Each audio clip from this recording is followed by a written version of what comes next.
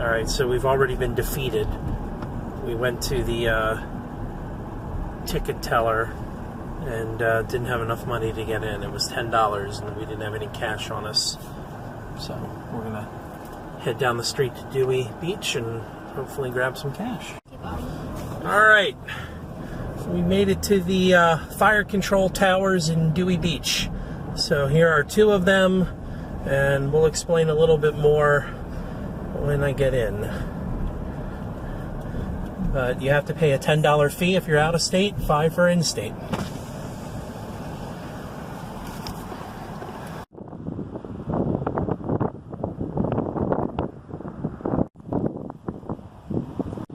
So this is what the structures of the towers originally looked like. You would have a reader and an observer who would plot the coordinates from the tower. And the towers would also work in pairs of two. And they would plot using mathematical calculations. The observer with a azimuth rangefinder would triangulate the position of enemy U-boats or other German vessels, and would signal to the other tower that it was working in concert with for the purpose of determining the distance and the speed of the ships. And then they would send those calculations to Fort Miles, which would be north of here. I'll show you on the map, where they would have 16-inch guns, and those guns could fire on anything off the coast. They were constructed between 1939 and 1942, and that was precisely at the point where the traffic in the Atlantic Ocean, especially the traffic of German spy boats, U-boats, started picking up, and the volume became increasingly threatening in the North Atlantic Passage for ships and those coming into the Caribbean that had cargoes full of oil and other materials, and they were routinely being shot at or targeted by German U-boats. So fearing a interdiction of German U-boats along the North American coast in the United States, these towers were set up as a defensive measure, and that defensive measure was pretty effective, I guess, because there was never a single incident where boats were fired on off of the coast. These lights that were placed in the ground here illuminate the towers at night from the highway, so you can see them better, and hopefully bring attention to the plight of these structures. The towers, like the one located behind me in the background, were only expected to last about 20 to 30 years, but they surprised many people, and they've been here for over 70 years now, which is quite a feat given the natural landscape that they were constructed upon, which is subject to beach erosion and high winds, and of course the salt water.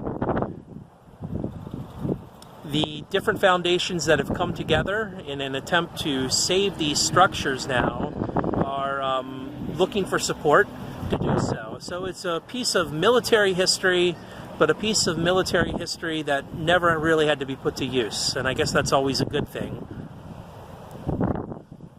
But it also gives you a sense of respect for the fear that was caused during World War II, and the thought that there could be an enemy incursion upon our beaches here in the United States. And I think that's something we can't take for granted. We sometimes live with this veneer of safety, thinking that because we have natural boundaries like oceans, other enemies won't attack us, but the world is always getting smaller, and these are reminders of a time when there was a lot more fear. And these are reminders of a time when the fear was palpable.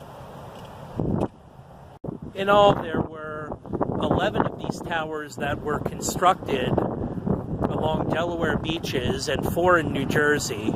I believe the one in Cape Henlopen is open to the public, and if you're interested in visiting the interior, you can go and check that one out. But these are the towers, guys, the fire control towers along the Delaware shore.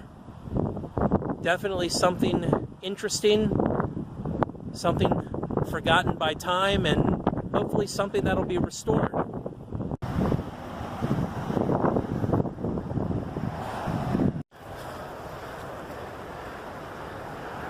This is one of the fire control towers that is south of Bethany Beach, and it looks like I might be able to get back there, but not really sure, but I'm gonna try.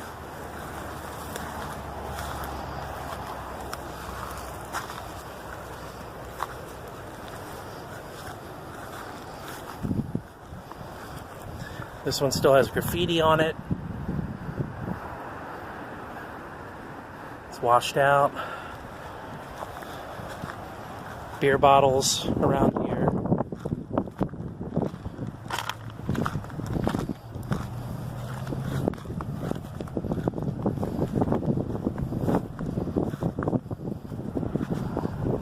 Looks like it's closed up. There's no way to get into this one. But I'm right under it. And there really is no access except this little path that's been trodden down by people coming back here. This looks like the entrance right here. You can tell from the bricks that had been inlaid into the concrete structure. Thanks for traveling with Trey. See you guys soon.